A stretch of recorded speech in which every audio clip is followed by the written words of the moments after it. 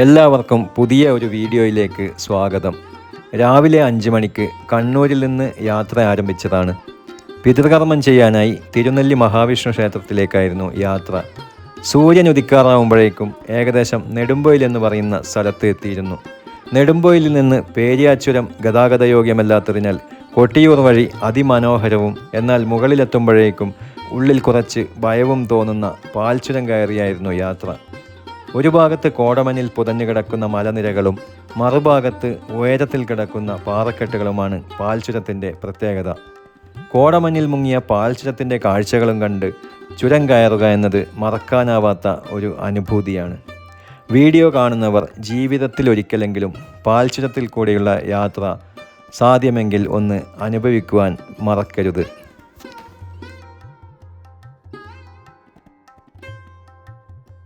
പാൽച്ചുരം കയറി boys town വഴി നമ്മളങ്ങനെ വയനാട്ടിലെത്തി. തിരുനെല്ലി ക്ഷേത്രത്തിലേക്ക് പിതൃകർമ്മത്തിന് പോകുമ്പോൾ നമ്മൾ ആദ്യം കയറേണ്ടത് തൃശ്ശിലേരി ശിവക്ഷേത്രത്തിലാണ്. അങ്ങനെ മാനന്തവാടി എത്തുന്നതിന് മുന്നേ ഉൾവഴികളിലൂടെ പോയി ഞങ്ങൾ തൃശ്ശിലേരി ശിവക്ഷേത്രത്തിലെത്തി. മഹാദേവൻ്റെ ശിരസ് തൃശ്ശിലേരിയിലും പാദം പാപനാശിനിയിലുമാണെന്നാണ് സങ്കല്പം. അതുകൊണ്ട് തന്നെ തൃശ്ശിലേരി ക്ഷേത്രത്തിൽ നെയ്വിളക്ക് കത്തിച്ച് തൊഴുത് പ്രസാദവും വാങ്ങിയതിനു ശേഷം മാത്രമാണ് തിരുനെല്ലിയിലേക്ക് പോകേണ്ടത്. തിരുനെല്ലിയിൽ ശിവപാദത്തിൽ കർമ്മം ചെയ്ത് വിഷ്ണുപാദത്തിൽ സമർപ്പണവും ചെയ്താൽ ആണ് പിതൃകർമ്മം പൂർത്തിയാവുന്നത്. പരശുരാമൻ പ്രതിഷ്ഠിച്ച ജലദുർഗാലയം തൃശ്ശിലേരിയിലുണ്ട്. പരശുരാമൻ സ്ഥാപിച്ച 108 ശിവക്ഷേത്രങ്ങളിലൊന്നാണ് തൃശ്ശിലേരി ശിവക്ഷേത്രം.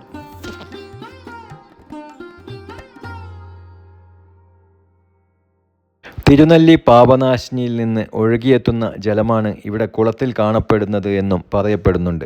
കൂടാതെ ചമ്രം പടഞ്ഞിരിക്കുന്ന ജലധാരിയായ അയ്യപ്പൻ്റെ പ്രതിഷ്ഠ കേരളത്തിൽ തൃശ്ശിലേരി മാത്രമാണ് ഉള്ളത്.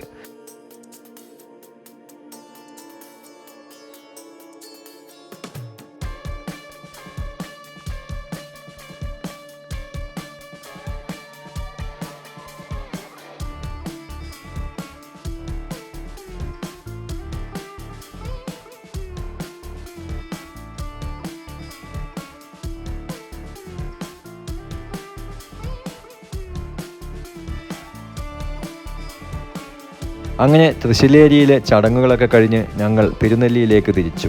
അപ്പോഴേക്കും കോടമഞ്ഞൊക്കെ മാറി നല്ല വെയിൽ വന്നിരുന്നു. തിരുനെല്ലി കാട്ടിലൂടെ യാത്ര ചെയ്ത് അവസാനം ഞങ്ങൾ തിരുനെല്ലി മഹാവിഷ്ണു ക്ഷേത്ര സന്നിധിയിലെത്തി.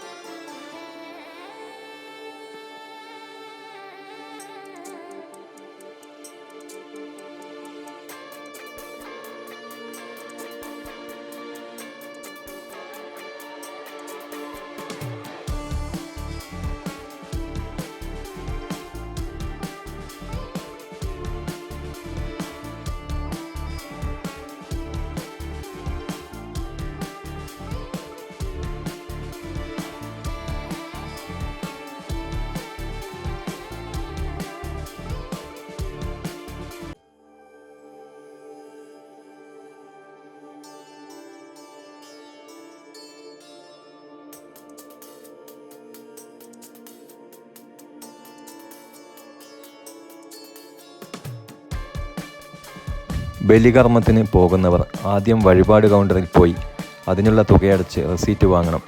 ശേഷം അടുത്ത കൗണ്ടറിൽ നിന്ന് ബലിയിടാനുള്ള സാധനങ്ങൾ ആളെണ്ണം വെച്ച് തരുന്നതായിരിക്കും. അതിനുശേഷം ക്ഷേത്രത്തിലുള്ള സ്ഥാനികർ ബലികർമ്മത്തിൻ്റെ പ്രാധാന്യത്തെപ്പറ്റിയും അതിനുള്ള പ്രാർത്ഥനയും നമുക്ക് പറഞ്ഞു തരും. ക്ഷേത്രത്തിൽ നിന്ന് 300 മീറ്ററോളം മാറിക്കിടക്കുന്ന പാപനാശിനിയിലേക്ക് പടവുകൾ ഇറങ്ങി നടക്കണം. നടക്കുന്ന വഴിയിൽ ഇടതുവശത്തായി പഞ്ചതീർത്ഥം കാണാം. ഭഗവാന്റെ കയ്യിലുള്ള ശംഖ്, ചക്രം, ഗദ, പത്മം എന്നിവയും കൂടാതെ ഭഗവാന്റെ പാദതീർത്ഥവും ഒന്നിച്ചു ചേർന്നതാണ് പഞ്ചതീർത്ഥം എന്നാണ് ഐതിഹ്യം. പാപനാശിനിയുടെ അടുത്തെത്തുമ്പോഴേക്കും വഴിയെല്ലാം പാറക്കല്ലുകളാൽ നിറയും. ബലികർമ്മം ചെയ്യുന്നിടത്ത് വീഡിയോഗ്രാഫിക്ക് നിരോധനമുള്ളതിനാൽ ബലികർമ്മങ്ങൾ ക്യാമറയിൽ പകർത്താൻ സാധിക്കില്ല.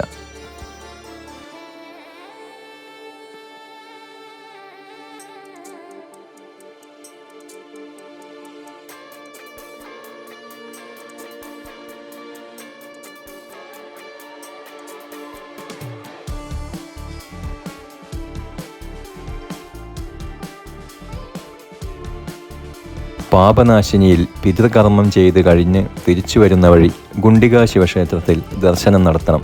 പാറക്കൂട്ടങ്ങൾക്കിടയിൽ ഗുഹക്കകത്തുള്ള ഒരു ശിവലിംഗത്തിന് മുന്നിൽ വിളക്ക് തെളിഞ്ഞു കാണാം. ഇവിടെ വരുന്ന ഭക്തർ കല്ല് പെറുക്കി വെക്കരുത് എന്ന് ബോർഡ് വെച്ചിട്ടുണ്ടെങ്കിലും ഒരുപാട് കല്ലുകൾ പെറുക്കി വെച്ചത് കാണാം. അങ്ങനെ ഞങ്ങൾ തിരിച്ചു ക്ഷേത്രമുറ്റത്തേക്ക് കയറി. മലമുകളിൽ നിന്ന് തിരുനെല്ലി ക്ഷേത്രത്തിലേക്കായുള്ള ജലസ്രോതസ് ഈ കാണുന്ന കൽപ്പാത്തികൾ വഴിയാണ് എത്തിച്ചിരിക്കുന്നത്. ശേഷം ശ്രീകോവിലിൽ കയറി മഹാവിഷ്ണുവിനെ പ്രാർത്ഥിച്ചാൽ പിതൃകർമ്മം പൂർത്തിയായി. അതിനുശേഷം അവിടുത്തെ അന്നദാനവും കഴിച്ചു. പിതൃകർമ്മവും പ്രാർത്ഥനയുമൊക്കെയായി ആത്മശാന്തിയും നേടി ഞങ്ങൾ അവിടുന്ന് മടങ്ങി.